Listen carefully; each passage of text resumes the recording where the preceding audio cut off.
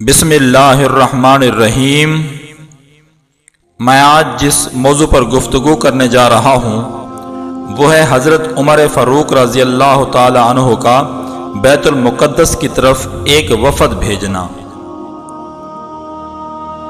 ایک مرتبہ حضرت عمر فاروق رضی اللہ تعالی عنہ نے ایک وفد بیت المقدس بھیجا۔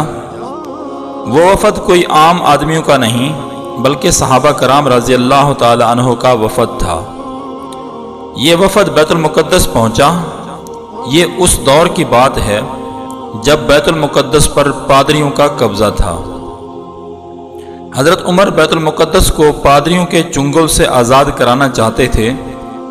صحابہ کرام رضی اللہ تعالی عنہ نے پادریوں سے کہا کہ ہم امیر المومنین حضرت عمر فاروق کی جانب سے یہ پیغام لائے ہیں۔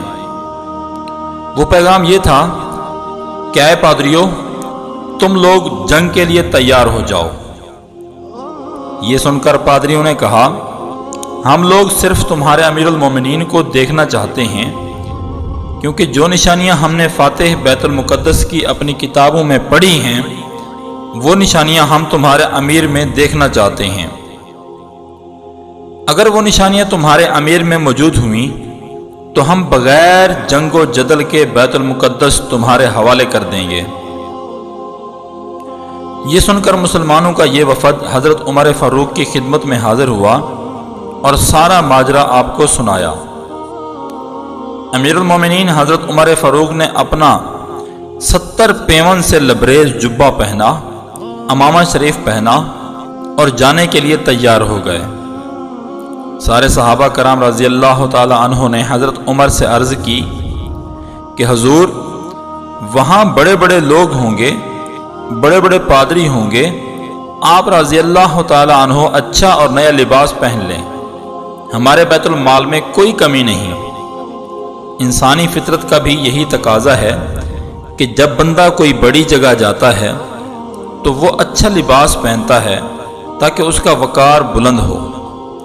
مگر اللہ اکبر، صحابہ کرام رضی اللہ تعالی عنہ کی یہ بات سن کر فاروق اعظم رضی اللہ تعالی عنہ کو جلال آ گیا اور فرمانے لگے کہ کیا تم لوگ یہ سمجھے کہ عمر کو عزت حکومت کی وجہ سے ملی ہے یا اچھے لباس کی وجہ سے ملی ہے؟ نہیں، عمر کو عزت حضور کی غلامی کی وجہ سے ملی ہے۔ آپ فوراً سواری تیار کر کے روانہ ہو گئے۔ جیسے ہی آپ رضی اللہ تعالی عنہ بیت المقدس پہنچے تو حضرت عمر فاروق اعظم رضی اللہ تعالی عنہ کا حلیہ مبارک دیکھ کر، سرکار اعظم صلی اللہ علیہ وسلم کے غلام کو دیکھ کر پادریوں کے حواس باختہ ہو گئے، تھر تھر کانپنے لگے اور حضرت عمر رضی اللہ تعالی عنہ کے قدموں میں گر پڑے۔ ساری بیت المقدس کی چابیاں حضرت عمر کے حوالے کر دیں اور کہنے لگے کہ ہمیں آپ سے جنگ نہیں کرنی، کیونکہ ہم نے جو حلیہ فاتح بیت المقدس کا کتاب میں پڑھا ہے یہ وہی حلیہ ہے۔ سبحان اللہ! اس طرح بغیر جنگ کے بیت المقدس آزاد ہو گیا۔